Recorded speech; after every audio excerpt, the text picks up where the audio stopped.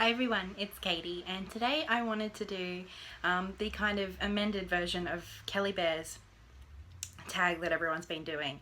So the original challenge, I guess, was to come up with the 5 tarot decks that we would choose to keep either for life or for an extended period of time.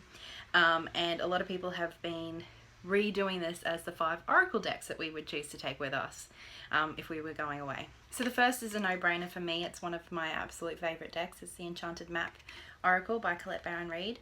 I have done a review on this deck along with the companion book, well, not even the companion book, but the kind of sister book that Colette Baron-Reid wrote, I think prior to releasing this deck.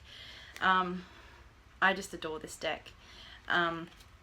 It's so grounded and clear, and yet it also manages to be really profound and meaningful and emotional.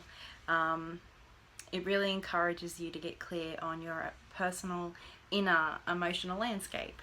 And I do also think that it's really beautiful. The guidebook's really useful too. I really like the way that Colette Baron-Reid kind of writes and puts forward the messages that we most need at any given time. And it's become a staple in my collection, and it is probably my most used oracle deck, and it's just beautiful. Next is another all-time favorite oracle deck for me. It's the Dreamtime reading cards by Bowen. I did also do a review of this deck a long time ago when I first started on YouTube, and it remains one of my absolute favorites. And if I were to go traveling outside of Australia, I think this would just be such a wonderful way to connect with home. And if I were to go traveling around Australia, I think it would be a wonderful way to connect with the land.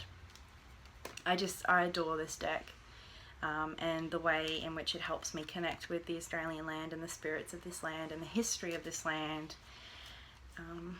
And I love Laura Bowen's artwork. She has got a new deck out called the Saltwater Reading Cards, which I don't have yet, and I'm not quite sure why that is. I know that there'll come a time where I'm just supposed to have it and I'll grab it.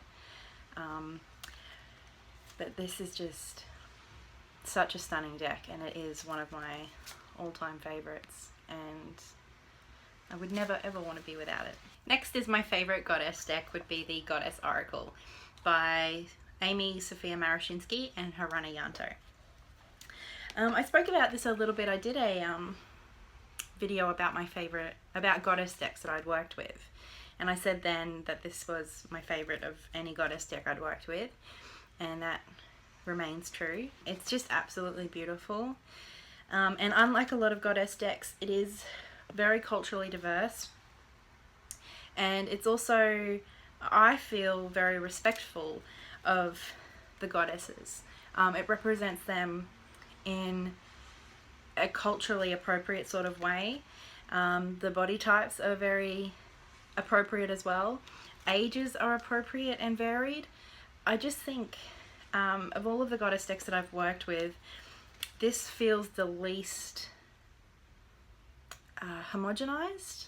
I don't know what the right word is. It just feels the most authentic. The guidebook is fabulous. I absolutely love the guidebook, and this isn't a deck that I work with, you know, on a regular basis, but when I do want to work with goddess energy through cards, I go straight to this deck. It's such a fabulous deck in general, but it's especially really, really special goddess deck.